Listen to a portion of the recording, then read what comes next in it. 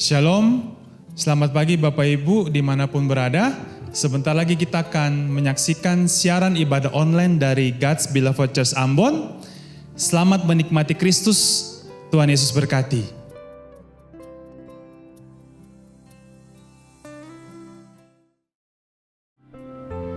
Shalom saudara, puji Tuhan. Kita bersyukur bahwa pagi hari ini kita ada di sini bukan karena kebetulan, amin. Semua karena kebaikan Tuhan, penyertaan Tuhan dalam hidup kita. Mari kita sama-sama bangkit berdiri dan kita akan mulai ibadah kita pada pagi hari ini. Terima kasih Tuhan Yesus. Kita mau angkat pujian yang mengatakan bahwa tiada seperti Engkau Tuhan. There is none like you. No one else can touch my heart like you do. I could search around eternity long and time. There is none like you.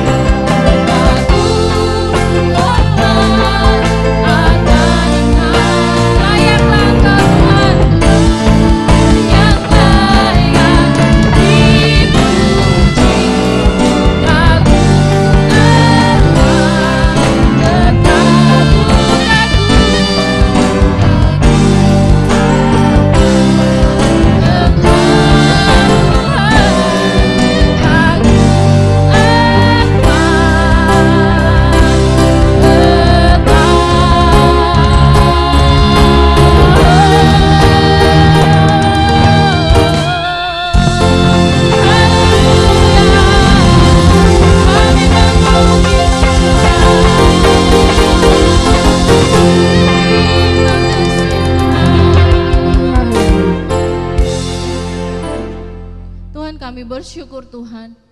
Kami percaya Tuhan Engkau hadir di sini. Engkau layak Tuhan terima segala pujian, hormat dan kemuliaan kami. Karena Engkau satu-satunya Tuhan, Juru Selamat kami. Kami buka ibadah pagi hari ini hanya dalam satu nama, dalam nama Tuhan Yesus Kristus. Haleluya, amin. Mari silakan duduk kembali. Haleluya. Siap memuji Tuhan, amin. Haleluya. Kita sama-sama tepuk tangan.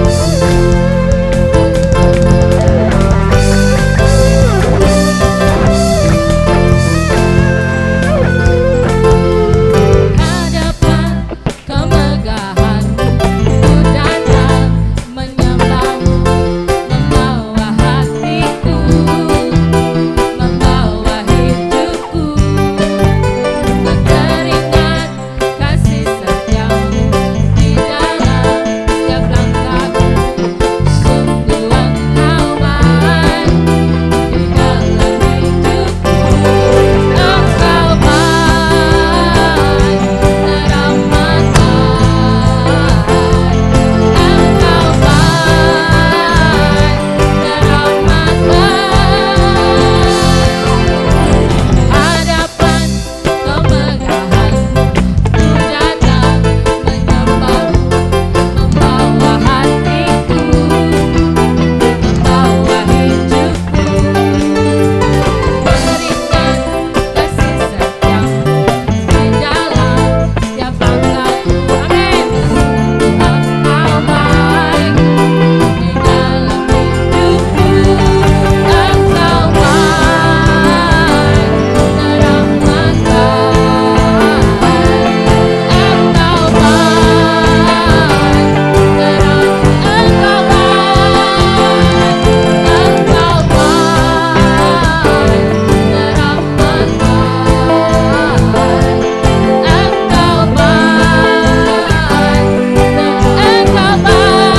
Mari bangkit berdiri sama-sama. Engkau baik, teramat baik.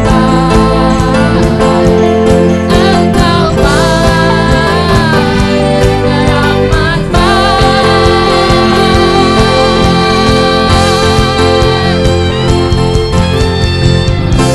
Haleluya, haleluya. Kita bersukacita, amin. Karena Dia Tuhan yang sangat baik, amin. Haleluya.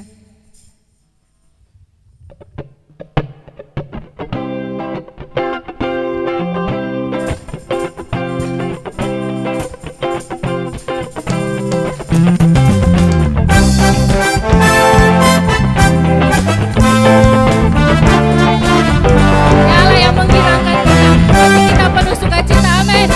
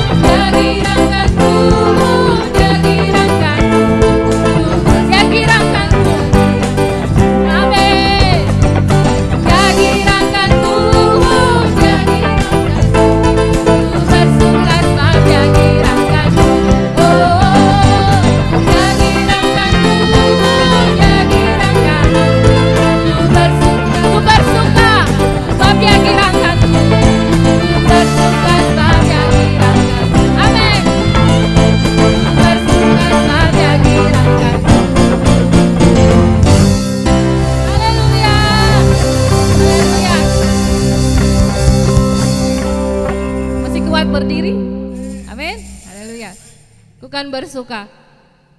Sebab setiap hari rahmat-Nya selalu baru bagi kita. Amin. Sukacita, damai sejahtera selalu baru.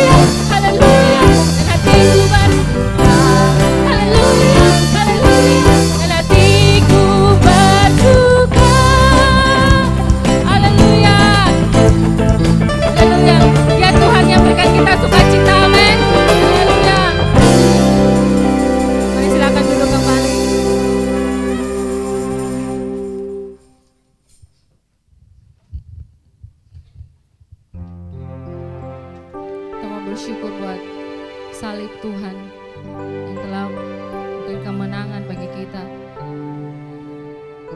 Setiap peluh yang keluar dari tubuhnya menyembuhkan kita.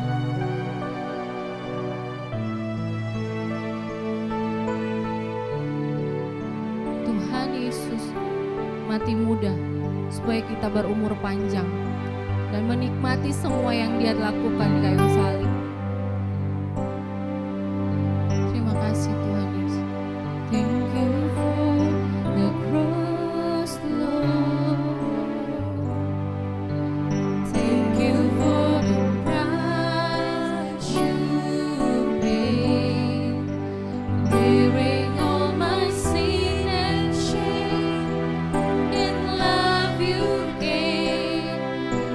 Give amazing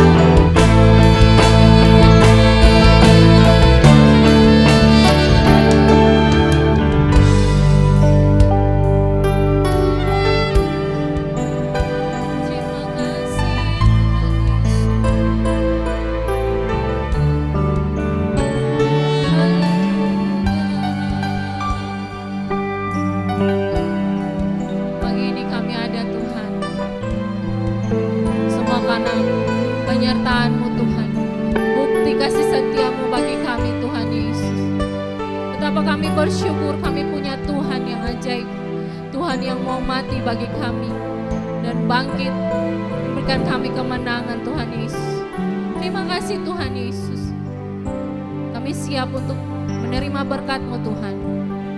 Anak-Mu yang akan memberitakan firman-Mu Tuhan. Bukan dia tapi Roh Kudus yang ada di dalam dia yang berkata-kata. Hanya dalam nama Tuhan Yesus kami menerima berkat pada pagi hari ini. Haleluya. Amin.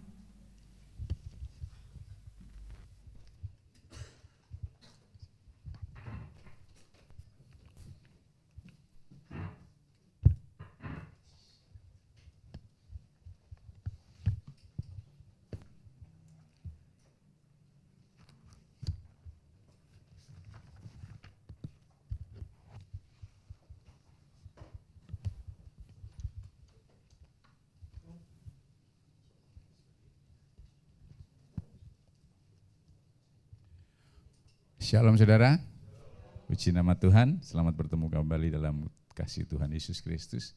Nah, kita akan kembali bersama-sama belajar firman Tuhan. Saudara perhatikan saat ini di depan kita ada roti dan anggur, ada perjamuan kudus hari ini di minggu pertama ini ya. Nah, sebelum kita menikmati atau mengambil bagian di dalam perjamuan kudus, kita akan sama-sama belajar kebenaran firman Tuhan mengenai perjamuan kudus ya. Supaya kita bisa memahami apa yang dimaksud dengan perjamuan kudus itu. Walaupun mungkin kita dari kecil sudah jadi Kristen dan kita sudah sering kali makan roti dan anggurnya dan minum anggurnya, dan mungkin sudah berulang kali, bahkan mungkin selama kita menjadi orang Kristen itulah yang kita lakukan itu ya. Tapi kita akan sama-sama belajar mengenai kebenaran ini, dan saudara perlu memahami kebenaran mengenai perjamuan kudus itu sangat besar, sangat luas, sangat banyak. Jadi saya tidak akan menjelaskan semuanya, kalau semuanya berseri itu saudara. Banyak sekali kebenaran yang luar biasa, tapi paling tidak saya akan mencoba bersama-sama kita mempelajari ini supaya kita mengerti apa sih yang sebenarnya mengenai perjamuan kudus ini ya. Nah, mari kita langsung saja buka Alkitab kita di dalam 1 Korintus pasal yang ke-11.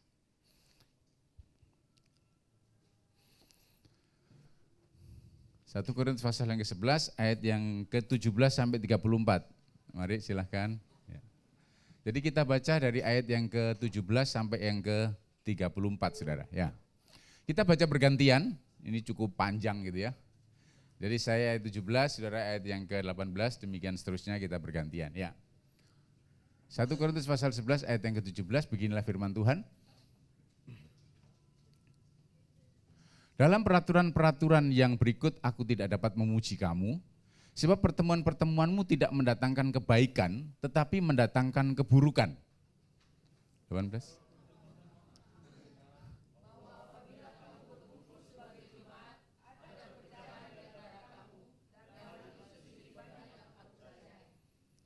Sebab di antara kamu harus ada perpecahan supaya nyata nanti siapakah di antara kamu yang tahan uji.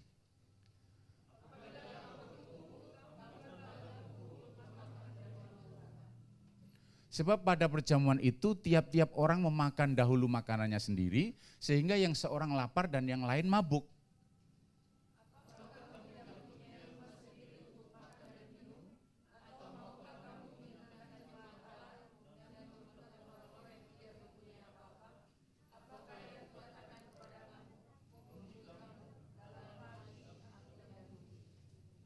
Sebab apa yang telah kuteruskan kepadamu telah aku terima dari Tuhan, yaitu bahwa Tuhan Yesus pada malam waktu ia diserahkan mengambil roti.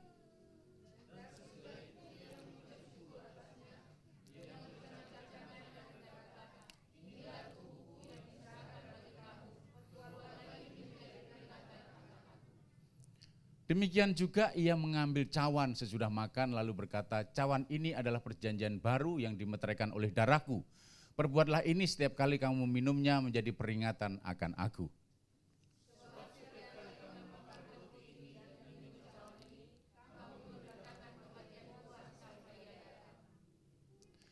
Jadi barang siapa dengan cara yang tidak layak makan roti atau minum cawan Tuhan, ia berdosa terhadap tubuh dan darah Tuhan.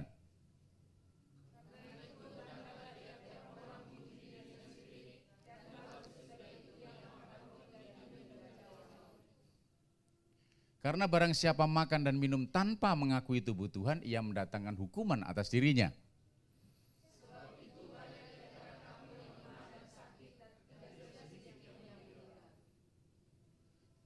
Kalau kita menguji diri kita sendiri, hukuman tidak menimpa kita.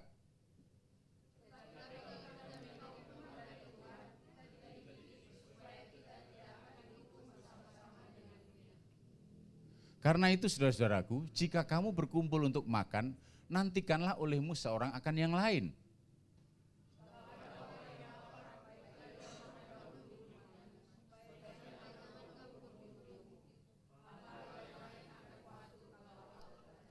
Amin, puji Tuhan. Nah, saudara, kalau saudara membaca ayat ini, mungkin saudara sering kali mendapat pengertian atau pemahaman bahwa tidak main-main dengan perjamuan kudus ini. Gitu ya. Orang tidak boleh sembarangan mengambil roti dan anggur perjamuan itu. Bahkan dalam tradisi gereja, ada gereja-gereja tertentu yang memberlakukan bahwa anak-anak tidak boleh ngambil ini. Biasanya umur berapa, saudara? Batasannya 12 tahun gitu ya. Atau 13 tahun gitu lah, katanya sudah bisa mengambil keputusan. Alasannya begitu ya. Nah itu. Terus kemudian ada orang-orang tertentu yang mungkin merasa takut juga mengambil perjamuan ini. Karena apa? Ada yang menakut-nakuti. Yang dikatakan apa? Kamu nanti akan mendapatkan hukuman Allah. Terus kemudian kalau sudah perhatikan di situ, ayat yang ke-27 menyatakan, coba kita lihat dulu ya 27, supaya saudara lebih jelas ya. Jadi barang siapa dengan cara yang tidak layak makan roti, nah ini, tidak layak, jadi merasa tidak layak, dan seringkali apa? Itu dihubungkan dengan ayat yang selanjutnya, ayat 28. Dikatakan apa? Ayat 28-nya. Karena itu adalah tiap-tiap orang apa? Menguji dirinya sendiri. Harus bagaimana, saudara? Mengoreksi diri kan gitu. Itu yang terjadi, diajarkan dulu kita memahami itu. Jadi kalau kita mengikuti perjamuan, kamu harus layak betul. Terus kemudian kamu harus menguji dirimu sendiri. Jangan-jangan kamu ada dosa. Nah ini, saudara. Seringkali kita diajari mengenai hal bahwa kita harus mengoreksi diri kita, jangan sampai ada dosa dalam diri kita, kemudian mengambil perjamuan dan kemudian kita dihukum. Sakit bahkan meninggal. Waduh. Saudara, akhirnya mungkin banyak anak-anak muda, bahkan saya dulu ngalami bahwa enggak sembarangan saya mengambil itu. Saya enggak berani mengambil, dan saya lebih baik enggak mengambil daripada saya mati. Saya lebih baik enggak mengambil daripada saya nanti sakit dan menderita atau mendapatkan hukuman Allah. Nah ini yang terjadi, saudara. Tapi apa kebenarannya seperti itu? Saudara perlu perhatikan ini. Di dalam perjamuan kudus itu berbicara mengenai Yesus. Saudara perlu tahu itu. Tidak berbicara mengenai kita. Jadi artinya jika kita mengikuti perjamuan kudus dan fokusnya pada kita, saudara salah menjalani atau mengikuti perjamuan kudus. Fokusnya ada pada Yesus. Jelas sekali dinyatakan di sana bahwa perbuatlah ini sekali kali kamu minumnya menjadi peringatan akan aku. Bukan perbuatlah ini seketika kamu memakan dan meminumnya menjadi pengoreksi atas dirimu. Tidak. Tapi peringatan akan Yesus. Peringatan apa? Peringatan akan karyanya di kayu salib. Jadi perjamuan kudus bukanlah kita berduka cita karena kematian Yesus. Terus kemudian kita merasa terpuruk hati kita merasa belas kasihan kepada Tuhan, mungkin kita dengan sedih kan mengenang kematian Yesus. Bukan itu. Justru pada waktu kita mengikuti perjamuan kudus, di sana ada ucapan syukur. Di sana ada satu pernyataan yang menggembirakan. Karena apa? Yesus telah mati untuk kita. Yesus telah mati untuk saudara dan saya. Dan oleh kematiannya, saudara menjadi orang yang dibenarkan dalam Kristus Yesus. Itu indah. Makanya saudara perhatikan di dalam perjamuan kudus juga ada disebutan apa, saudara? Ekaristi. Dari kata Eucharisto dalam bahasa Yunani, itu artinya adalah bersyukur, mengucapkan syukur. Kata Ekaristi adalah satu ucapan syukur dinaikkan kepada Tuhan atas apa? Atas apa yang diperbuat Tuhan. Apa yang dikerjakan Tuhan di kayu salib, di mana dia mati di kayu salib, tubuhnya tergantung di atas kayu salib, kemudian darahnya tercurah untuk pengampunan dosa kita. Jadi kalau kita mengikuti perjamuan kudus, itu bukan berbicara tentang kita, saudara. Tetapi tentang Yesus. Lalu bagaimana Pak tentang mengenai yang tidak layak itu, nah, gitu ya. Terus harus mengoreksi diri. Kemudian bahkan saudara perhatikan di dalam ayat 29 dan 30. 29 dan 30 dikatakan, barang siapa makan dan minum tanpa mengakui tubuh Tuhan, ia mendatangkan hukuman atas dirinya. Ada hukuman Pak. Gitu. Bagaimana dengan ini Pak? Wah saya nggak berani Pak, saya nggak berani. Nah ini saudara, itu yang sering kali diajarkan sehingga membuat seseorang tidak mengerti hal ini, kemudian sampai mengambil keputusan bahkan menolak atau tidak mau mengambil perjamuan kudus. Padahal Tuhan mati untuk kita, itu untuk pengampunan dosa kita, untuk kita menerimanya, untuk kita menerima pengampunan dan menerima kesembuhan di dalam apa yang dikerjakannya di kayu salib. Tapi banyak orang akhirnya, ada beberapa orang yang bahkan ketakutan. Kalau ke gereja kemudian bawa anak kecil, terus anaknya mengambil, tidak boleh. Pak, anaknya minta, Pak minta, Bapak pendeta marah. Ya kalau Bapak pendeta marah enggak apa-apa, kalau Tuhan marah. Itu sudah. Ada kalau Tuhan marah ditempeleng Tuhan gitu. Saudara-saudara, saya kadang-kadang kalau ada orang ngomong ditempeleng Tuhan itu saya bisa pikir begini. Firman Tuhan katakan bumi ini seperti debu halus dalam neraca dalam pandangan Tuhan. Berarti kan saudara, debu halus dalam neraca itu kecilnya saya apa? Tidak mempengaruhi timbangan bahkan. Itu bumi dikatakan seperti itu. Lah kita di atasnya. Lah Tuhan berarti besarnya seberapa? Saudara ngerti ya? Itu saya yakin hanya gambaran yang diceritakan oleh firman Tuhan. Saya yakin gambaran jauh melebihi dimensi itu. Ya. Nah itu kalau tangannya nampar atau mukul kita, itu bagaimana terjadinya? Bukan hanya kita yang terlempar saudara, bumi pun terlempar. Tuhan tidak begitu, Tuhan kita baik, amin. Tuhan Allah kita selalu baik, dari dulu sekarang selama-lamanya tetap baik ya. Oke. Nah, kita akan belajar mengenai hal ini. Artinya apa? Mari kita telah konteksnya ya. Kita lihat di dalam ayat yang ke-17 dulu ya. Konteks pembicaraan si Paulus ini apa maksudnya ya.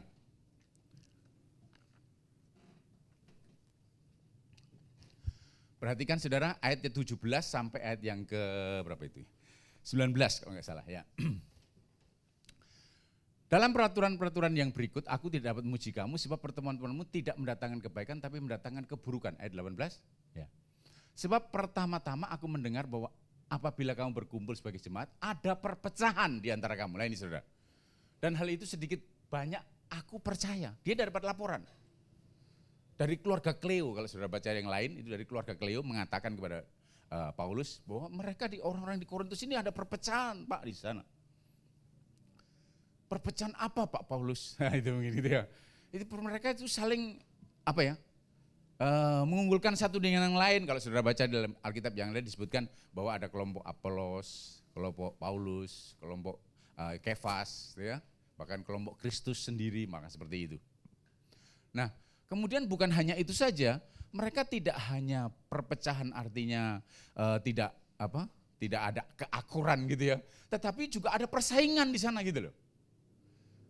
Oh saya yang lebih hebat dari kamu. Mana yang lebih unggul itu mereka ada persaingan di sana. Jadi saya enggak tahu saudara, mungkin misalnya ya. Misalnya saudara ke gereja yang seperti itu ya, di Korintus gitu ya. Maka saudara akan ketemu ada orang-orang miskin dan orang-orang kaya. Nah saudara melihat orang-orang kaya itu sombong-sombong sekali. Dia paling sombong nih. Nah itu orangnya Ambon bilang gitu ya. Terus kemudian dia enggak peduli dengan yang miskin. Mungkin enggak tahu.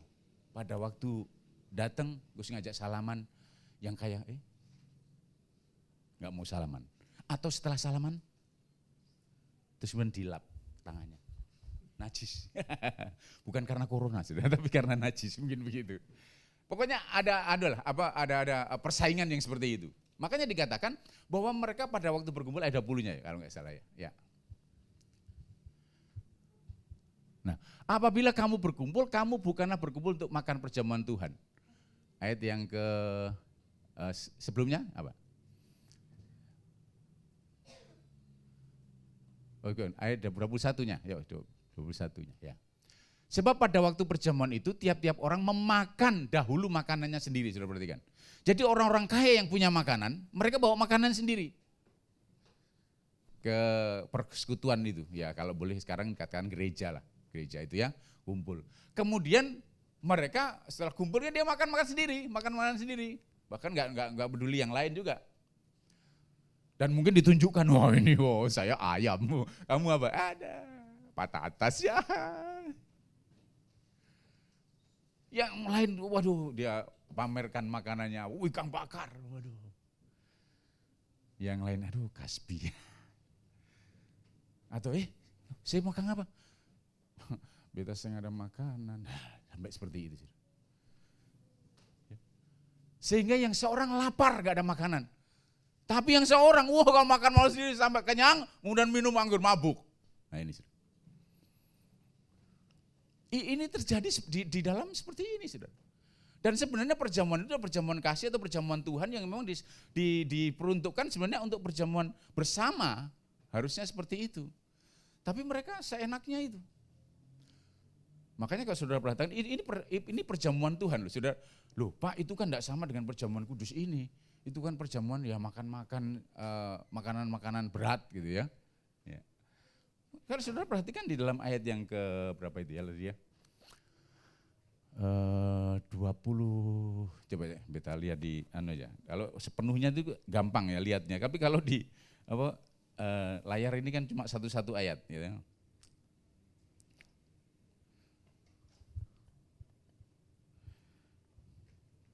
Ayat 26, sudah perhatikan. Ya. Sebab setiap kali kamu makan roti ini, perhatikan ini. Berarti ada roti ini, ada di situ kan, termasuk itu ya.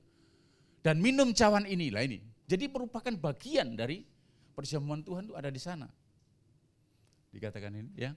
Jadi ada makan roti ini, minum cawan ini, ada makanan itu termasuk makanan perjamuan Tuhan.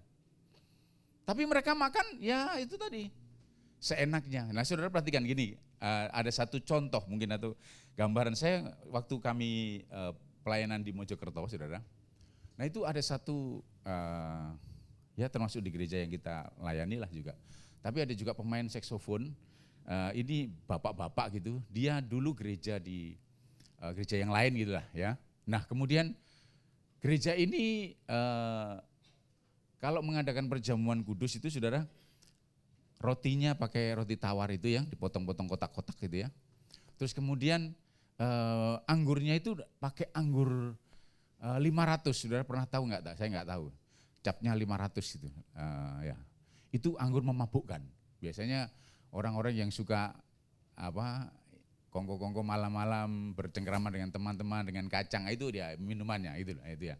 Dicampur dengan drum gitu. Kalau nggak salah minuman cap drum, nah itu dengan anggur 500. Nah itu.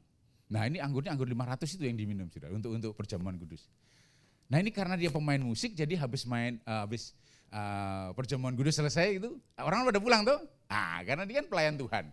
Di belakang ada masih banyak persediaan anggur 500, beberapa botol. Itu itu mantap luar biasa. Itu bagian dari dong itu ya. Itu ayo bagi Jo, gitu. Jadi pulang gereja agak setengah-setengah gini saudara. Haleluya. Itu saudara. Sudah setengah begitu bilang haleluya lagi. Aduh. Nah ini saudara yang terjadi. Semacam begitu gitu loh. Tapi di Korintus tidak setelah perjamuan, tapi saat perjamuan yang begitu. Jadi saat perjamuan ambil seenaknya sebanyak-banyaknya, yang lain pada gak kebagian, yang dia ngemabok. Nah ini saudara. Ini yang terjadi seperti itu. Nah makanya keadaan itulah kemudian saudara perhatikan di dalam ayat yang ke-23 sampai ayat yang ke-25 itu Paulus menjelaskan mengenai pentingnya perjamuan kudus. Ya. Kalau saudara punya Alkitab mungkin saudara bisa memilah itu ya. Di dalam HP saudara mungkin saudara akan ketemu ayat 23 sampai yang ke-25 itu Paulus menjelaskan mengenai pentingnya perjamuan kudus. Terus kemudian ayat 26 tadi dikatakan, ini 26 ya. Sebab setiap kali kamu makan roti ini dan minum cawan ini, kamu memberitakan kematian Tuhan sampai Ia datang. Jadi dia sampaikan mengenai penjelasan ini, betapa pentingnya perjamuan kudus itu. Mari kita lihat ayat 23 ya. Sebab apa yang telah kuteruskan kepadamu, jadi tradisi, ya walaupun boleh dikatakan itu semacam tradisi, tapi sebenarnya bukan suatu tradisi yang satu legalistik, bukan, tapi satu hal yang perlu dilakukan, yaitu apa yang telah kuteruskan kepadamu, telah aku terima dari mana? Dari Tuhan, saudara. Itu bukan main-main, bukan sembarangan gitu loh. Ya terima dari Tuhan kebenaran mengenai hal ini, mengenai perjamuan itu ya. Yaitu bahwa Tuhan Yesus pada malam waktu Ia diserahkan mengambil roti, itu berbicara apa? Dalam Lukas pasal 22 dinyatakan mengenai pada waktu perjamuan malam sebelum Yesus disalibkan. Yesus mengadakan perjamuan dengan murid-muridnya. Dikatakan pada waktu Ia diserahkan mengambil roti, ayat 24. Dan sesudah itu Ia mengucap syukur atasnya, Ia memecah-mecahkannya dan berkata, inilah tubuhku yang diserahkan bagi kamu, perbuatlah ini menjadi peringatan akan aku. Saudara perhatikan, menjadi peringatan akan Yesus. Makanya perjamuan kudus bukan berbicara tentang peringatan kita, tapi peringatan Yesus. Perjamuan kudus bukan saatnya kita mengkoreksi diri tentang dosa kita, karena dosa saudara dan saya sudah ditebus oleh Yesus Kristus. Amin. Saudara adalah orang-orang benarnya Tuhan. Saudara sudah dibenarkan di dalam Kristus Yesus. Jadi di sini berbicara mengenai Kristus, mengenai Yesus sendiri, peringatan akan Tuhan. Ya. Terus ayat 25. Demikian juga Ia mengambil cawan sesudah makan, lalu berkata, cawan ini adalah perjanjian baru yang dimeteraikan oleh darahku. Nah ini, perbuatlah ini setiap kali kamu minumnya menjadi peringatan akan aku.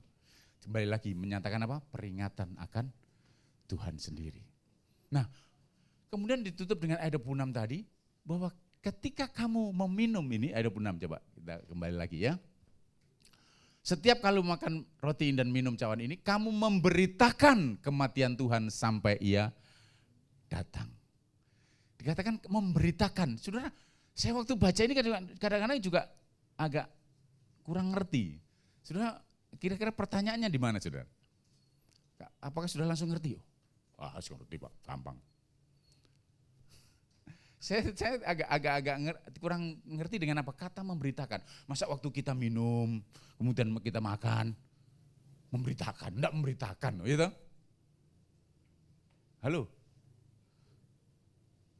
Apa waktu kita makan, waktu minum, orang-orang kemudian keluar, enggak memberitakan. Kata memberitakan di sana adalah kata angelos. Jadi kata angelos tadi sama dengan utusan gitu ya. Nah, jadi arti kata angelos itu adalah mengartikan declare, proclaim gitu loh. Jadi mendeklarasikan, memproklamirkan gitu loh. Jadi saat saudara mengambil roti dan meminum cawan perjamuan kudus, saudara mendeklarasikan, wow, Yesus terima kasih Tuhan. Maka dikatakan mengucap syukur Tuhan ya, Tuhan pun mengucap syukur. Dikatakan mengucap syukur, kemudian mengatakan, Tuhan terima kasih. Oleh karena karyamu di kayu salib, aku diselamatkan. Itu loh saudara. Declare-nya itu begitu. Jadi saudara saat meminum dan memakan roti dan anggur ini, saudara saat nanti mengambilnya, mungkin saudara tidak katakan secara langsung dan lantang, tapi saudara dalam hati saudara mempercayai sepenuhnya. Aku percaya Tuhan, sungguh karena kasih-Mu, karya salib-Mu, aku diselamatkan. Dosa-dosaku dihapuskan oleh karena darah-Mu, dan tubuh-Mu diserahkan untuk kesembuhanku. Bilur-bilur-Mu sudah menyembuhkan aku. Wow, itu saudara. Itu mendeklarasikan bukan memberitakan semacam menginjil langsung berkoar-koar gitu, enggak. Tapi artinya memproklamirkan, mendeklarasikan, menyatakan kebenaran Kristus yang kita percaya itu ya. Nah itu saudara. Nah kemudian disinilah kita memahami apa yang dimaksud dengan tidak layak tadi. Jadi yang tidak layak dan menguji, yang disebut tidak layak adalah mereka sembarangan mengambil roti dan anggur ini gitu loh. Dianggap sesuatu yang biasa, dianggap sesuatu yang lazim, dianggap sesuatu yang tidak penting, dianggap sesuatu yang tidak ada kuasanya gitu loh. Nah inilah yang sesuatu yang tidak benar di dalam perjamuan mereka. Dan kemudian kalau saudara perhatikan di dalam ayat yang ke berapa itu ya?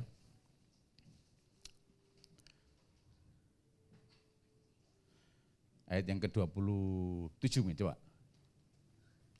Oh ini bukan. 29 coba. Nah ini ya. Karena barang siapa makan dan minum tanpa mengakui tubuh Tuhan, ia mendatangkan hukuman atas dirinya. Saudara perhatikan, kira-kira tidak benarnya apa yang dilakukan mereka? Halo? Itu yang membuat mereka tidak layak. Menganggap ini sesuatu yang biasa. Tidak mengakui apa? Tubuh Tuhan. Saudara, di dalam gereja ini disebut satu sakramen gitu ya. Sakramen adalah sesuatu yang sakral.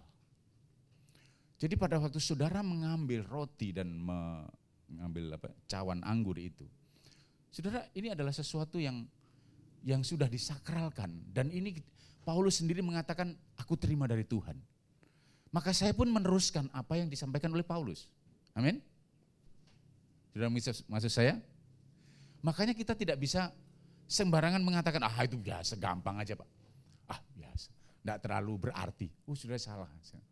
Nah disitulah kalau kita tidak mengakui tubuh Tuhan, dikatakan selanjutnya apa? Kita akan jadi sakit, lemah, terus kemudian sampai meninggal. Saudara perhatikan di situ, kenapa yang dikatakan di dalam ayat 29 ini tubuh saja, anggurnya enggak?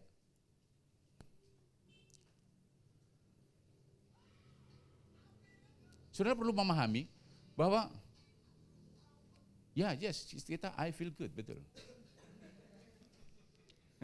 Haleluya. Saya kaget tiba-tiba, I feel good.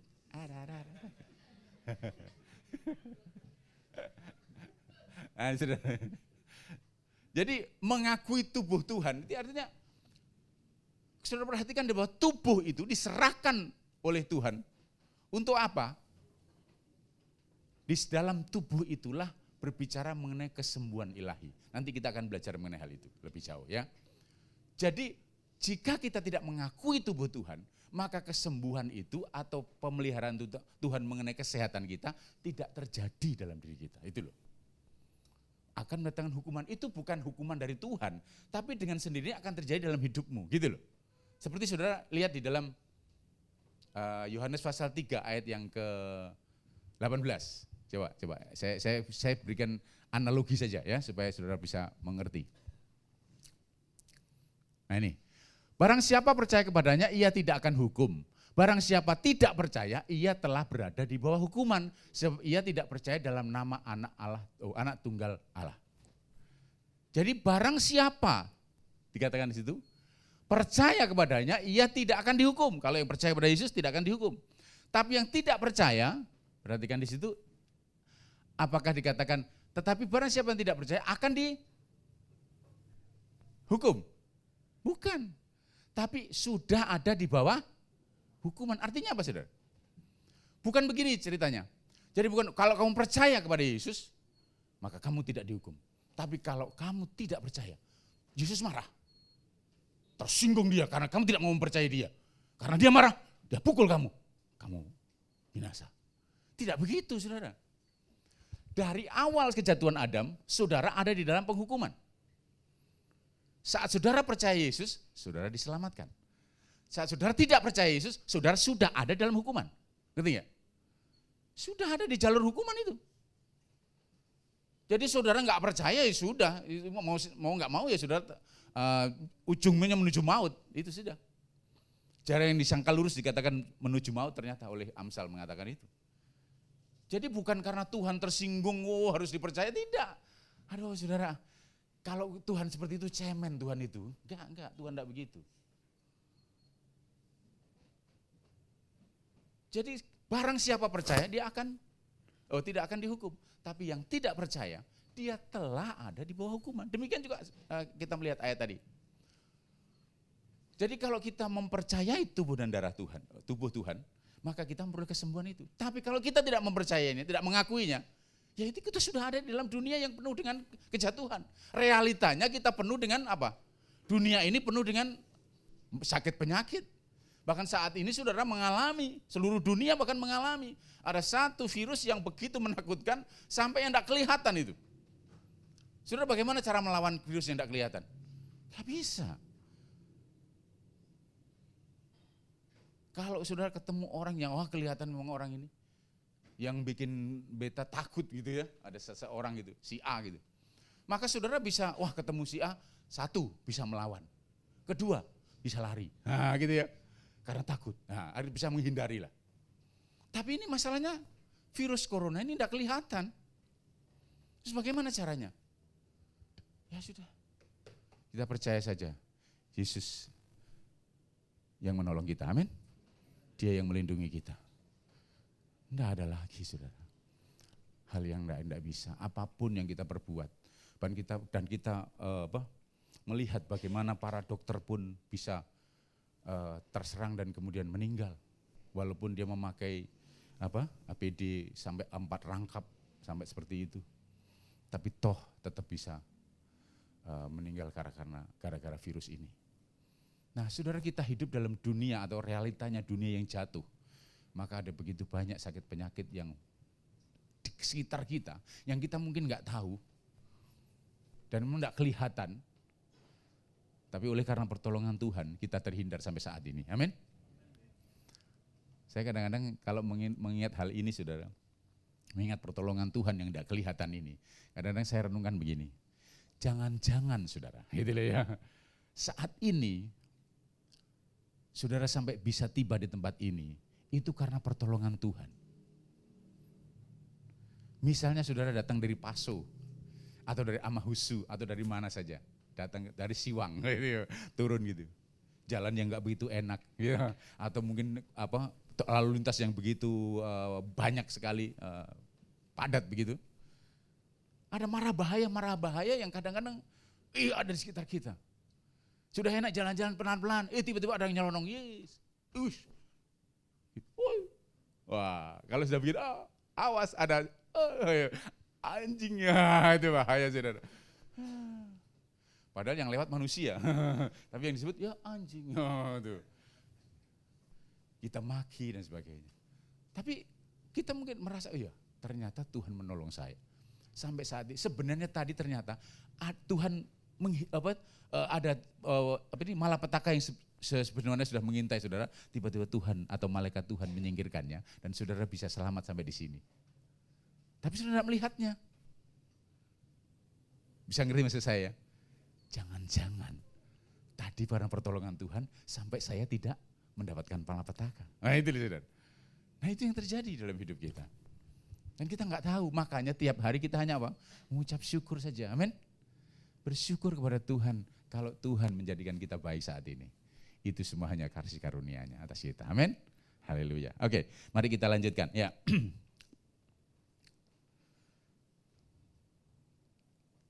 Sampai di mana tadi? Ya. Nah, saudara perhatikan di dalam pernyataan tadi mengakui tubuh Tuhan itu berbicara sakit penyakit. Karena firman Tuhan katakan begini, oleh darahnya kita memperoleh pengampunan dosa. Ya. Tetapi oleh tubuhnya kita memperoleh kesembuhannya. Mari kita lihat dalam Yesaya pasal 53. Ya. Lebih jelas lagi ya. Yesaya pasal yang ke-53. Nah, perhatikan di sini saudara. Siapakah yang percaya kepada berita yang kami dengar dan kepada siapakah tangan kekuasaan Tuhan dinyatakan? 1, 2. Sebagai taruk ia tumbuh di hadapan Tuhan. Dan sebagai tunas dari tanah kering ia tidak tampan. Dan semaraknya pun tidak ada sehingga kita memandang dia. Dan rupa pun tidak sehingga kita menginginkannya. Saudara perhatikan, ini bicara mengenai siapa? Halo? Mengenai Yesus. Ya. Dikatakan taruk itu ya semacam tunas, samalah muncul gitu ya. Nah, kemudian tunas dari tanah kering, sesuatu yang begitu kering, yang tidak ada harapan. Manusia semua tidak ada harapan, saudara. Semuanya masuk ujungnya menuju maut tadi saya katakan. Bahwa tidak ada pengharapan sama sekali dalam diri manusia. Tiba-tiba muncul. Dia mati ketika kita masih berdosa, firman Tuhan katakan itu. Penyelamat itu datang ke dunia ini. Ya. Nah, sebentar lagi kita juga memperingati Natal mengenai kedatangan Tuhan ini. Tunas dari tanah kering. Terus ia tidak tampan, semaraknya pun tidak. Ini bukan berarti Tuhan Yesus, waduh, ternyata dia nggak ganteng ya Pak ya. Padahal saya bayangkan dia keren loh Pak, aduh berewokan dikit aja gitu ya. Aduh hidungnya mancung, kemerah-merahan pipinya, matanya biru, aduh ganteng banget deh gitu. Saudara, ini yang dimaksud apa? Semaraknya pun tidak sehingga kita memandang dia, rupa pun tidak sehingga kita menginginkannya. Ini berkaitan dengan ayat yang ketiga, saudara perhatikan. Ia dihina dan dihindari orang, seorang yang penuh kesengsaraan. Ini karena menderita begitu parah waktu disiksa, itu loh. Dan yang biasa menderita kesakitan, ia sangat dihina sehingga orang menutup mukanya terhadap dia dan bagi kita pun dia tidak masuk hitungan. Ini berita Yesaya untuk siapa? Orang-orang Farisi. Saudara perhatikan, bagi orang Farisi, Yesus saat itu tidak masuk hitungan. Bahkan mereka berseru-seru, salibkan dia, salibkan dia. Mereka menolak Yesus. Dihina, diolok, ditampar, ditendang, dipukul, diludahi. Ngeri, saudara. Saya ingat ada satu ayat yang saya coba perhatikan pada saudara. Yohanes pasal 19, coba. Nanti kita kembali ke ayat ini ya.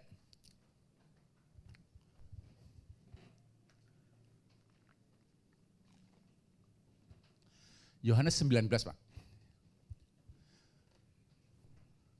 Ayat yang pertama. Lalu Pilatus mengambil Yesus dan menyuruh orang menyesah dia. Ayat 2.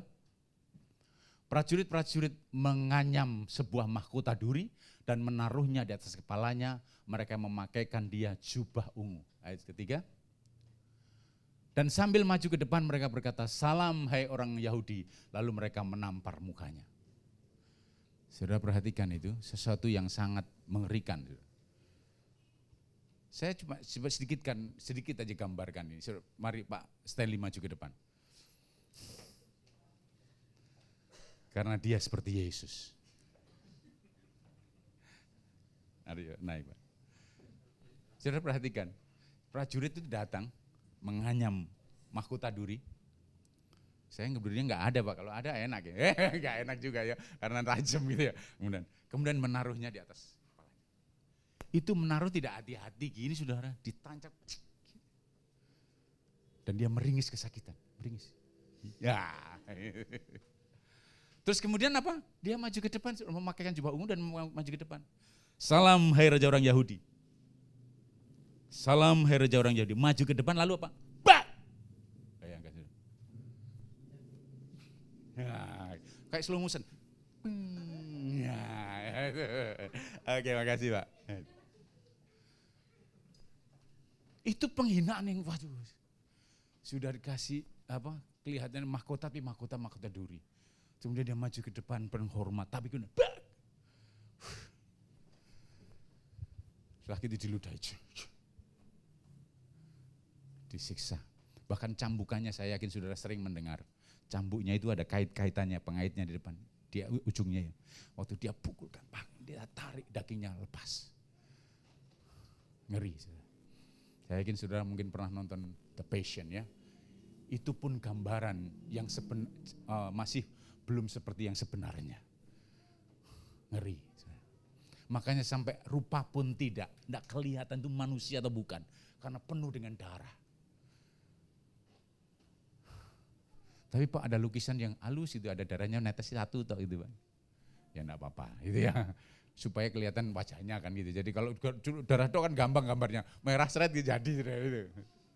Kita sebutin, oh itu gambarnya Yesus. Loh mana ya? Ya itu gambarnya Yesus. Loh mana dia mana? Loh ini penuh dengan darah makanya enggak kelihatan gambarnya itu. Bukan begitu saudara. Tapi makanya orang melukis kan begitu, ya enggak apa-apa lah ya. Tapi itulah kebenarannya saudara.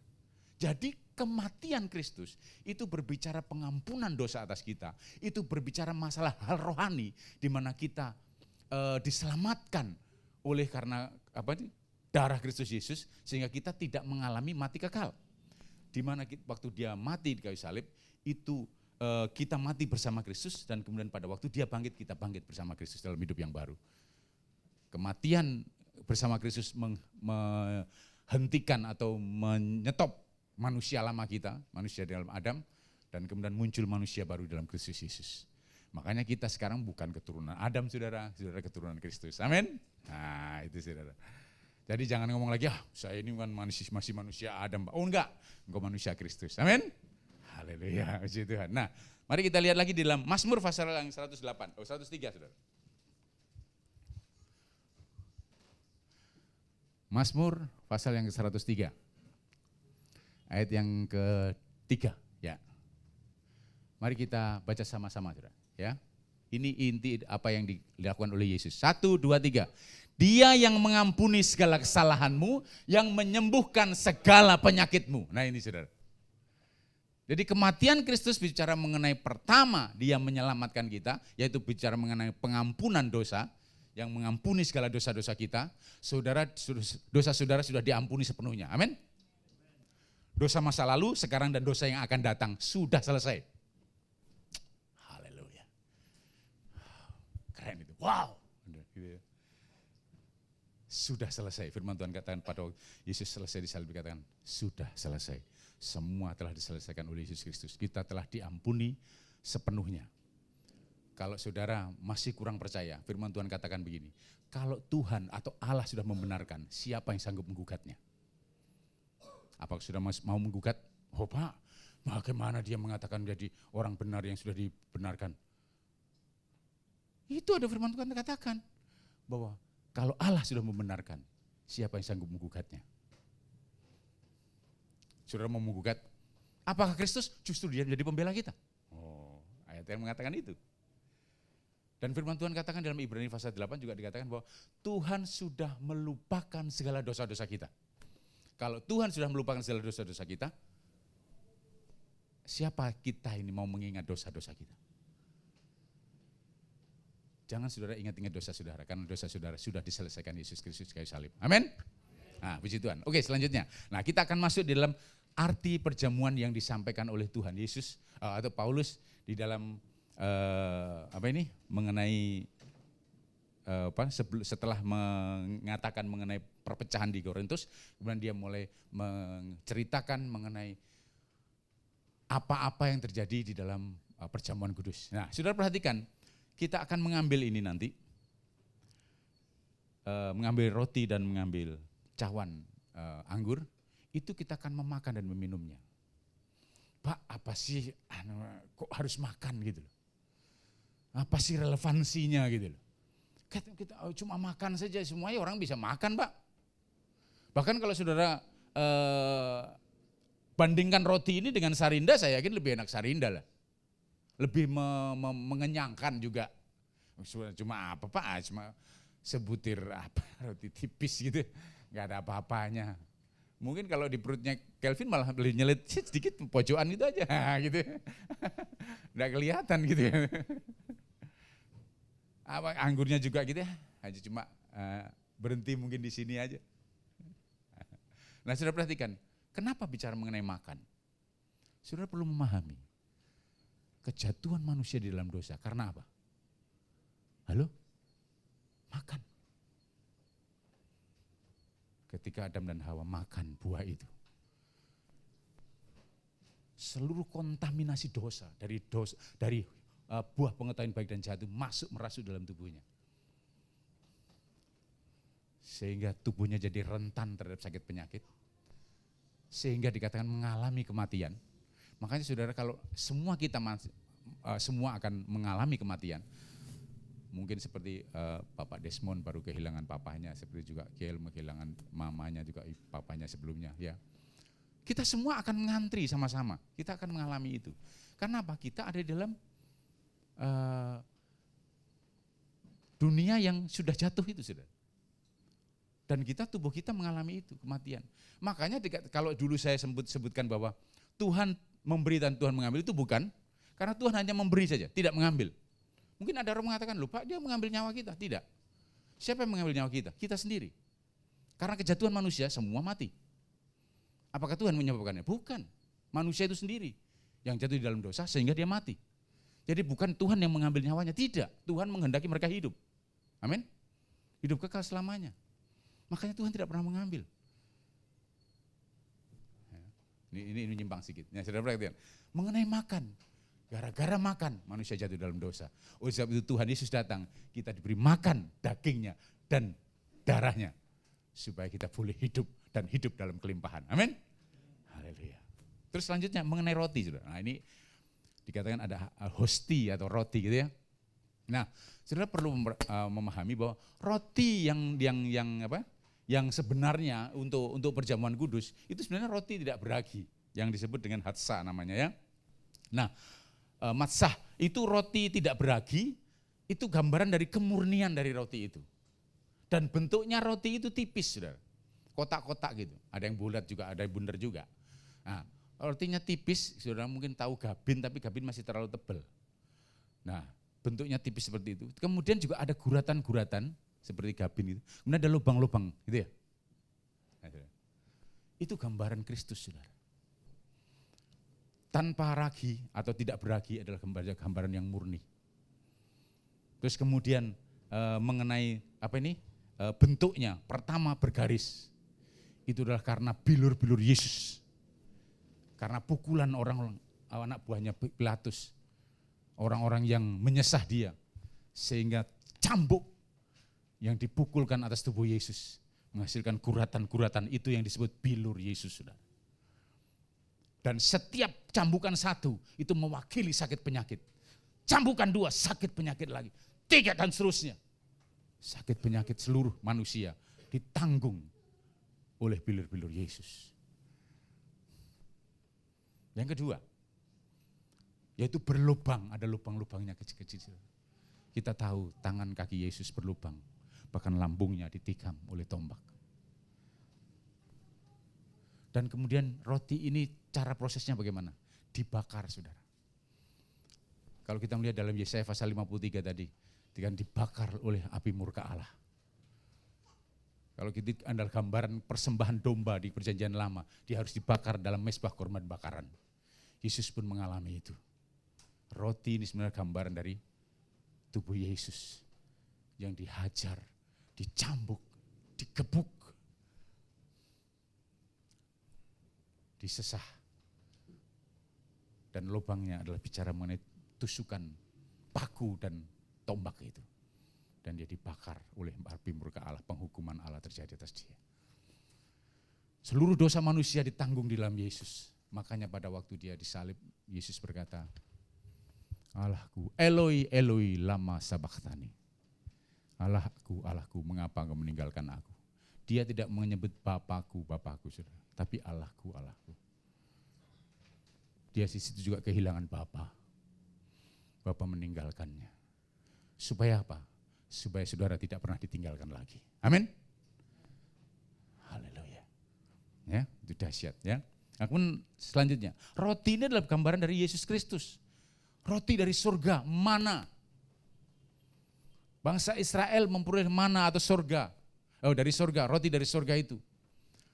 Pada waktu pertama dia makan biasa aja. Tapi selanjutnya saudara perhatikan di dalam Bilangan pasal 21. Mengenai roti ini kami muak. Roti yang hambar ini kami muak. Katanya. Mereka tidak menghargai roti dari surga. Inilah gambaran orang yang tidak mengakui tubuh Tuhan. Menganggap sepi mengenai kuasa perjamuan kudus. Dia anggap, gak penting itu biasa. Sesuatu yang dahsyat, saudara, penuh kuasa ini. Jangan sampai kita mengalami, tubuh Tuhan itu hambar. Kristus itu biasa. Kami muak dengan itu. Hati-hati saudara ya. Nah terus yang selanjutnya.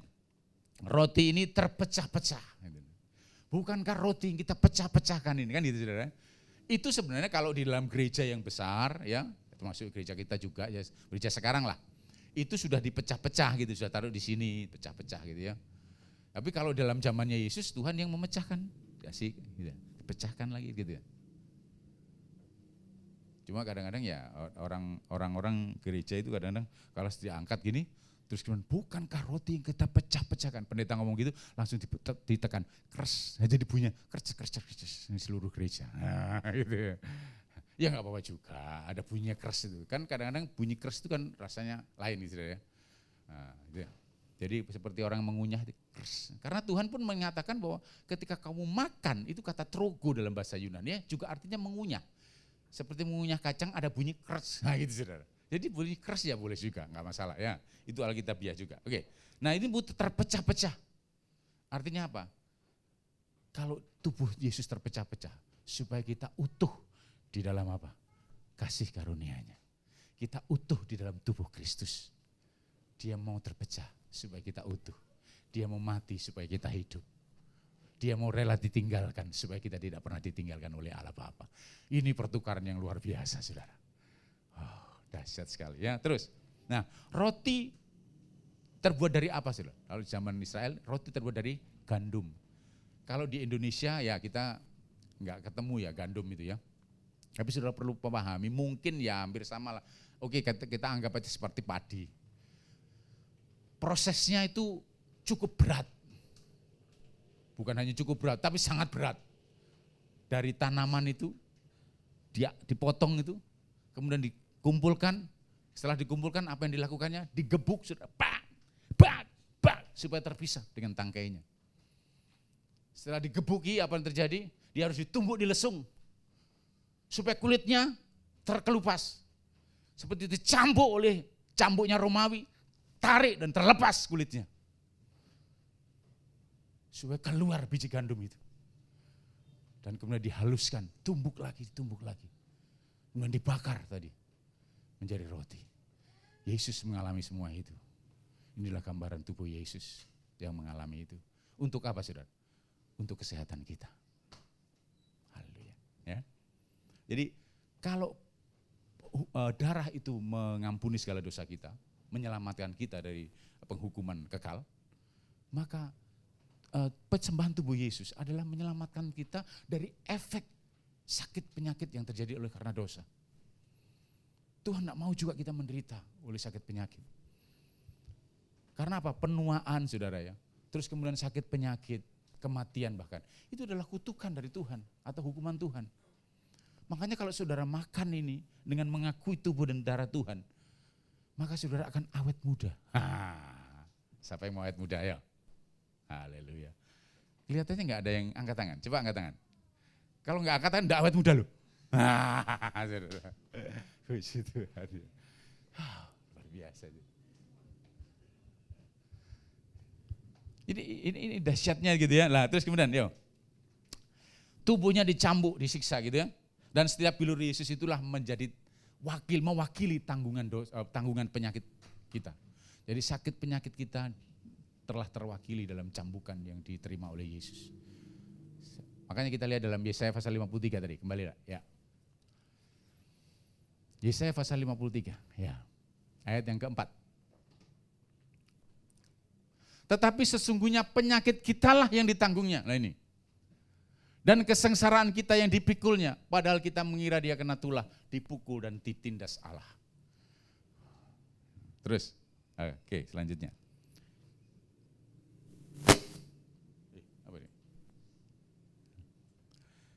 Jadi roti tidak beragi dengan kemurnian Tuhan. Tuhan yang murni, Tuhan yang tidak berdosa. Firman Tuhan katakan gini, bahwa Dia yang tidak mengenal dosa telah dijadikan berdosa supaya kita dibenarkan oleh Allah. Wow. Itulah pertukaran yang Tuhan kerjakan di kayu salib. Sehingga oleh kematiannya kita memperoleh kehidupan. Oleh kutukannya kita memperoleh berkatnya. Wow. Haleluya. Oke, sekarang kita melihat mengenai anggur, saudara. Nah, anggur juga demikian, sama. Anggur, kok kita tidak mendapatkan air anggur hanya sekedar makan buah anggur satu ya, mungkin dapat air sedikit aja.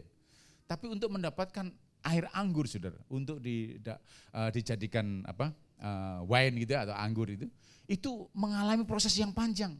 Dia dipetik dari pohonnya, kemudian harus ditaruh di bawah, kemudian diinjak-injak. Ya mungkin zaman sekarang diperas dengan mesin lah. Tapi zaman itu diinjak-injak, saudara. Jadi kayak bikin bak begitu, terus diinjak-injak. Kalau saudara tahu dulu orang Jawa kalau bikin tempe itu begitu, saudara. Jadi kedelainya habis direbus gitu ya, atau direndam, ya gitu diinjak-injak untuk mengelupaskan kulitnya.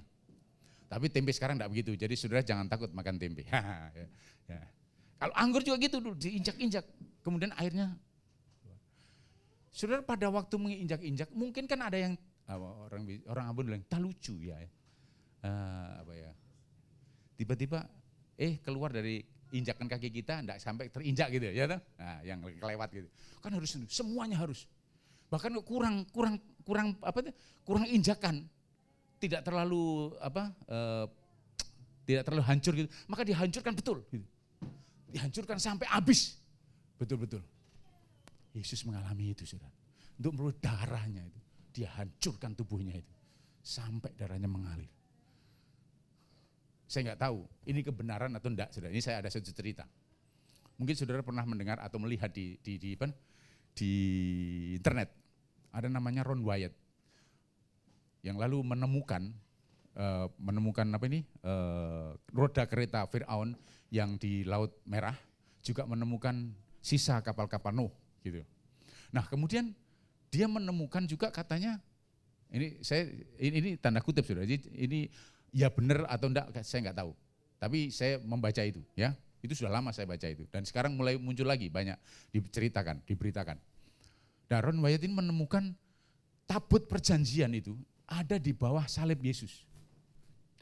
Maksudnya di Bukit Golgota, tepat di bawah dulunya berdiri salib Yesus itu. Terus kemudian pada waktu gempa itu ya, angin gempa melanda saat itu tanah itu sampai terbelah. Dan kemudian darah Yesus itu yang dari atas itu saking banyaknya darah sampai mengalir ke bawah dan menetes pada tabut itu. Di atas tabut. Kalau saudara baca perjanjian lama, maka saudara akan melihat tabut perjanjian, di atasnya ada tutup pendamaian dan imam besar akan menipratkan itu ya, meneteskan darah di atas tutup pendamaian itu. Jadi darah Yesus katanya begitu. Kemudian diteliti darahnya, ada kromosomnya bagaimana lah, itu menyatakan dia hanya punya kromosom pria atau bagaimana gitu. Tapi wujudnya tabut perjanjiannya enggak ada, saudara. Tapi alasannya katanya mungkin pemerintah Israel katanya yang menjadikan ini rahasia, semacam itu. Tapi saudara, ceritanya cukup memukau gitu. Karena apa? Wow, dahsyat kalau memang betul ya. Karena apa? Darah itu menetes pas di atas tutup pendamaian. Di mana imam itu menaruh atau meneteskan darahnya juga di atas tutup pendamaian itu. Dan itu adalah juga gambaran Kristus Yesus. Nanti lain kali pelajaran itu, saudara ya. Ini pelajaran mengenai perjamuan kudus saja ya. Nah, saudara perhatikan darah untuk memperoleh air anggur itu juga penuh dengan proses yang panjang. Dia harus diperas penuhnya, akan keluar air anggurnya. Dan cara kemudian bukan hanya itu, kemudian ditinggalkan dalam tempat yang gelap untuk mengalami fermentasi. Yesus mati di kayu salib, masuk dalam kubur. Dan di dalam dunia orang mati 3 hari di sana. Dan dia bangkit, mengalahkan maut. Ya. Dan darah Yesus telah menghapuskan segala dosa-dosa kita. Nah, saudara memahami ini. Jadi karya Yesus melalui perjamuan kudus yang merupakan peringatan karya Yesus itu adalah gambaran di mana pertama oleh tubuhnya kita diselamatkan dari sakit penyakit kita mengalami kesembuhan, kita mengalami awet muda, itu ya. Kita mengalami regenerasi yang indah di dalam Tuhan. Wow, itu luar biasa, saudara.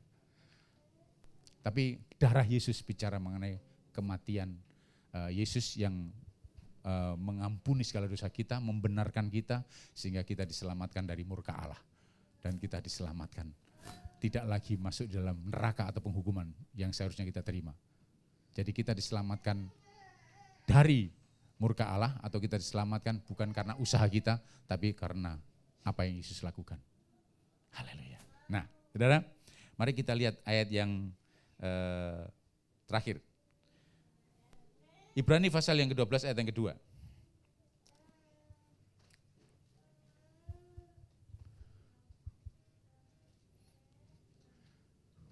Ibrani pasal yang ke-12 ayat yang kedua. Ya. Saudara perhatikan ini. Marilah kita melakukannya dengan mata yang tertuju kepada Yesus yang memimpin kita dalam iman dan yang membawa iman kita kepada kesempurnaan, yang dengan mengabaikan keyakinan tekun memikul salib, ganti apa saudara? Sukacita. Jadi dia tekun memikul salib karena ada sukacita yang akan dia peroleh. Sudah perhatikan, dikatakan di situ tekun memikul salib, ganti sukacita, akan memperoleh sukacita yang disediakan bagi dia. Sukacitanya apa saudara? Pada waktu dia memikul salib. Sukacitanya apa pada waktu dia menebus kita? Karena apa saudara? Ternyata karena kasihnya bagi saudara dan saya.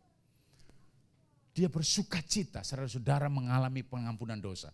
Dia bersukacita saudara hidup sehat. Dia bersukacita saat saudara mengalami hidup berkelimpahan di dalam dia. Makanya mari kita lihat dalam Yesaya pasal 53 ayat 11.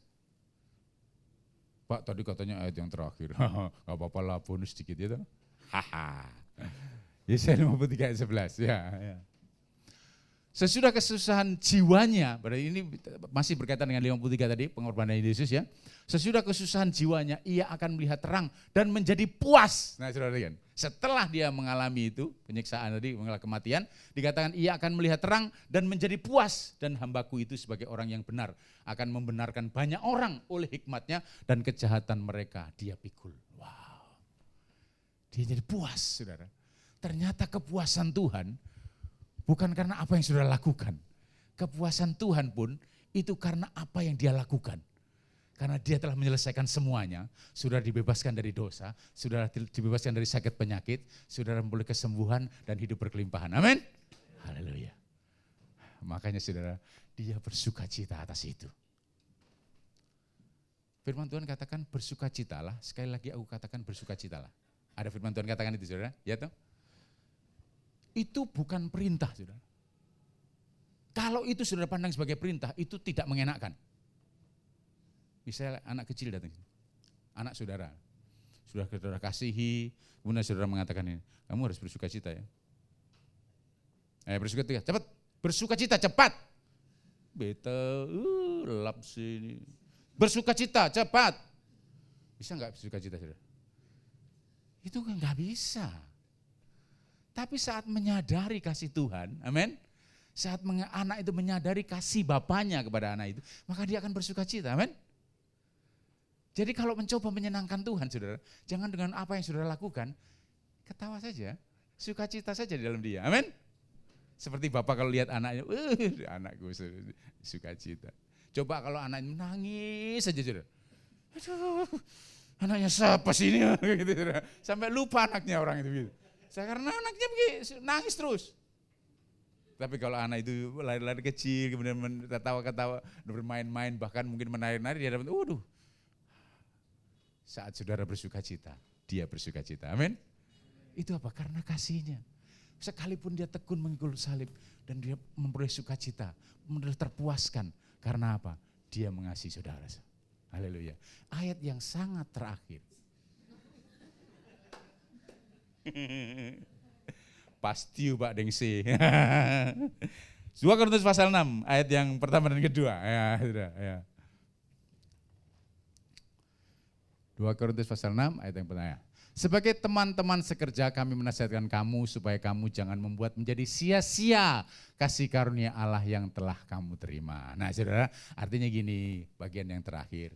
Jangan membuat kasih karunia menjadi sia-sia. Terimalah itu dengan pengucapan syukur. Amin. Bersukacitalah karena kasih karunia Tuhan atas kamu luar biasa besarnya. Amin.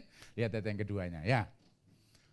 Sebab Allah berfirman pada waktu aku berkenan aku akan mendengarkan engkau dan pada waktu hari hari aku menyelamatkan, aku akan menolong engkau. Sesungguhnya waktu ini adalah waktu perkenanan itu. Sesungguhnya hari ini adalah hari penyelamatan itu. Amin. Saudara dikenan Tuhan. Amin. Saudara tidak lagi dimusuhi oleh Tuhan. Saudara dikenan Tuhan. Saudara orang-orang kudusnya Tuhan. Saudara orang-orang benarnya Tuhan. Amin. Sudah bersuka cita? Beri tepuk tangan pada kita. Glory, haleluya. Amin. Ya, itu. Mari kita berdoa. Haleluya. Bapak, kami bersyukur dan terima kasih Tuhan Yesus. Sungguh dahsyat karyamu bagi kami Tuhan. Engkau begitu luar biasa bagi kami Yesus. Terima kasih Tuhan Yesus, terima kasih. Saat ini Tuhan di depan kami ada roti dan anggur. Inilah saat kami menerima ini Tuhan Yesus. Firman-Mu menyatakan jadi peringatan akan Engkau Yesus. Peringatan akan kasih-Mu. Peringatan akan karyamu di kayu salib. Dan saat inilah tiba saatnya kami mengucap syukur. Saat inilah kami mengucap syukur karena apa yang Kau kerjakan dalam hidup kami Tuhan Yesus. Engkau telah menyelesaikan segala sesuatunya di kayu salib. Sehingga segala dosa-dosa kami Tuhan, Engkau telah hapuskan. Engkau telah membenarkan kami. Engkau telah menguduskan kami satu kali untuk selama-lamanya. Terima kasih Tuhan Yesus, terima kasih. Kami yang seharusnya dimurkai, kami yang seharusnya masuk dalam hukuman Allah, kami yang seharusnya tertimpa murka Allah, tapi oleh karena karyamu di kayu salib Yesus, oleh karena pencurahan darahmu, oleh karena tubuhmu telah Engkau serahkan bagi kami, sehingga kami terbebas dari murka Allah. Terima kasih Tuhan, terima kasih. Karyamu besar bagi kami. Terima kasih Yesus, terima kasih. Saat ini kami akan menerima tubuh dan darah-Mu. Kami terima dengan ucapan syukur. Haleluya. Amin. Mari silakan maju para pelayan yang membagikan. Silakan dibagikan. Haleluya.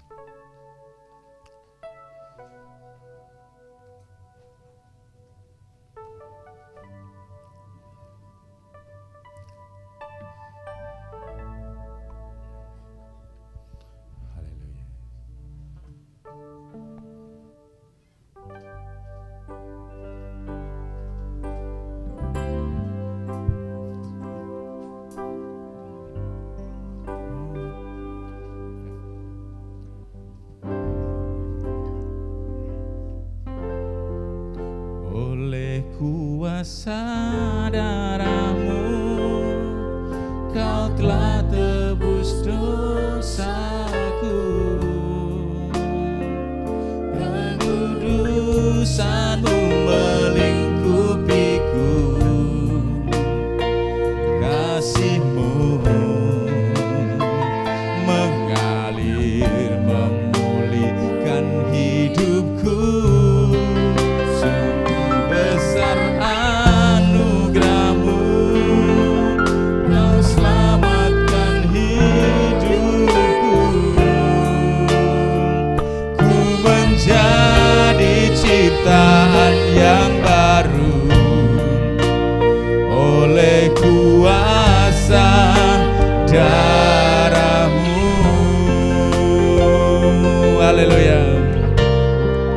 Oleh kuasa darah-Mu, Kau telah tebus dosaku. Kekudusan-Mu melingkupiku. Kasih-Mu mengalir memulihkan hidupku. Sungguh besar anugerah-Mu, Kau selamatkan hidupku. Mari semua bangkit berdiri. Jadi ciptaan yang baru oleh kuasa darah-Mu. Ku menjadi ciptaan yang baru oleh kuasa darah-Mu. Ku menjadi ciptaan yang baru oleh kuasa darah-Mu.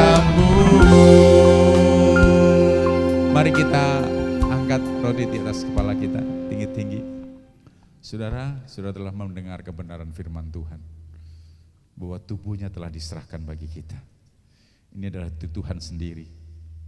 Sebab firman Tuhan mengatakan, dan sesudah itu ia mengucap syukur, ia memecah-mecahkannya dan berkata, inilah tubuhku yang diserahkan bagi kamu, perbuatlah ini menjadi peringatan akan aku. Bukankah roti yang kita pecah-pecahkan adalah gambaran persekutuan dengan tubuh Kristus? Mari kita makan bersama-sama dalam nama Yesus.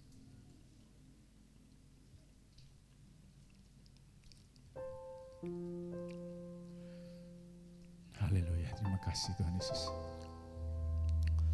Demikian juga ia mengambil cawan sesudah makan, lalu berkata, cawan ini adalah perjanjian baru yang dimeteraikan oleh darahku. Perbuatlah ini setiap kali kamu meminumnya, menjadi peringatan akan aku. Bukankah cawan pengucapan syukur, yang atasnya kita mengucap syukur, adalah persekutuan dengan darah Kristus? Mari kita minum sama-sama dalam nama Yesus. Haleluya. Haleluya. Terima kasih Tuhan Yesus, terima kasih. Terima kasih Bapa, terima kasih Yesus, terima kasih Roh Kudus. Terima kasih buat persekutuan kami dengan Engkau. Dan firman-Mu menyatakan cawan itu telah Engkau minum Tuhan. Cawan ini sebenarnya gambaran murka Allah. Tetapi cawan murka Allah itu telah Engkau ambil Tuhan. Sehingga murka Allah tidak lagi tertimpa pada kami. Karena murka Allah telah tertimpa kepadamu. Dan kami memperoleh pembebasan dari murka Allah. Terima kasih Yesus, terima kasih. Sungguh karya-Mu besar atas kami Tuhan. Kasih karunia-Mu dahsyat atas kami Tuhan Yesus. Sebab itu hanya ucapan syukur yang kami naikkan di hadapan-Mu. Karena Engkau begitu baik bagi kami Tuhan Yesus. Terima kasih Tuhan Yesus, terima kasih. Glory, haleluya, haleluya. Terima kasih Tuhan Yesus, terima kasih. Dalam nama Yesus kami berdoa dan syukur. Haleluya. Amin. Silakan duduk saudara. Waktu dan tempat saya kembalikan kepada Ibu Echa.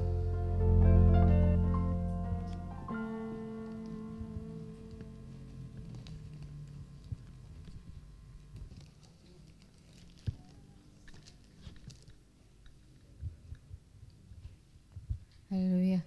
Kita semua diberkati, amin. Amin. Haleluya. Kita akan memberi bagi pekerjaan Tuhan. Sebab itu mari kita berdoa. Tuhan, terima kasih buat firman-Mu pagi ini buat kami. Kami bersyukur bahwa kami adalah orang-orang yang menang di dalam Engkau Tuhan. Oleh karena darah-Mu dan tubuh-Mu, kami disucikan, kami dibenarkan, kami dikenan oleh Engkau Tuhan Yesus. Kami bersyukur Tuhan Yesus. Sekarang kami akan memberi Tuhan, kami percaya bahwa kami telah diberkati. Di dalam nama Tuhan Yesus kami bersyukur. Haleluya. Amin. Bukan bersuka.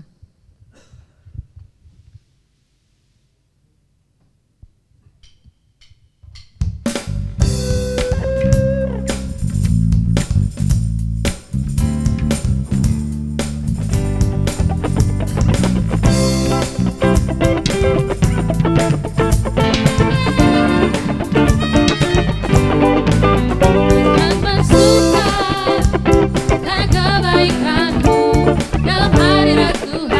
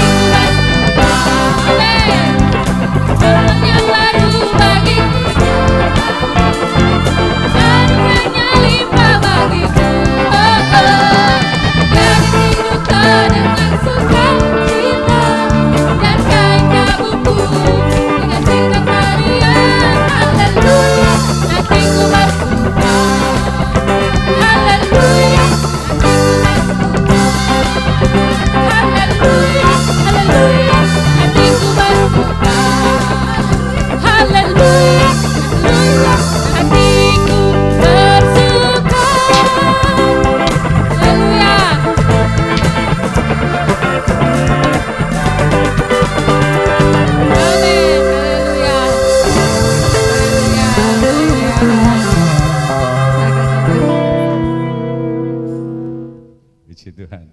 Saudara bisa menari bagi Tuhan, haleluya. Tapi saya enggak hari ini, nanti lagi pulang nyanyi lagi ya. Oke, mari kita berdoa. Bapak, kami bersyukur dan terima kasih Tuhan. Sungguh kasih-Mu besar bagi kami Tuhan. Kami boleh bersuka cita, dan saat kami bersuka cita kami tahu Engkau pun tersenyum melihat kami Tuhan. Engkau pun bersuka cita, Engkau disenangkan oleh sukacita kami. Terima kasih Yesus, terima kasih. Dan kami tahu Engkau ingin memberkati kami selalu Tuhan. Karena firman-Mu menyatakan bahwa Engkau memberkati kami dan melindungi kami. Engkau menyinarkan wajah kepada kami dan berikan kami kasih karunia-Mu. Engkau menghadapkan wajah kepada kami dan berikan kami damai sejahtera-Mu. Dan kiranya damai sejahtera Allah melampaui segala akal itu, melihara hati dan pikiran kami dalam Kristus Yesus, mulai saat ini sampai Engkau datang kedua kali, bahkan sampai selama-lamanya, Engkau terus menyertai dan berkati kami Bapa. Terima kasih Yesus, terima kasih. Dalam nama Yesus kami berdoa dan syukur. Semua yang percaya diberkati Tuhan katakan amin. Tuhan Yesus memberkati. Haleluya. Setiap hari bagiku, oh ya, dengan sukacita andai kabutku diganti ketarian, haleluya, dan hatiku bersuka. Barunya setiap hari bagiku, oh ya, haleluya. Andai kabutku diganti ketarian, haleluya, dan hatiku bersuka. Haleluya, dan hatiku bersuka. Haleluya, haleluya, dan hatiku bersuka. Haleluya, haleluya, dan hatiku bersuka.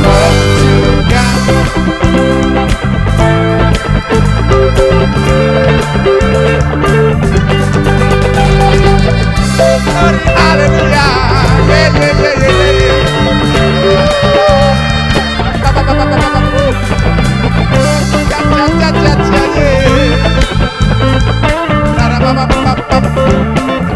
Papa,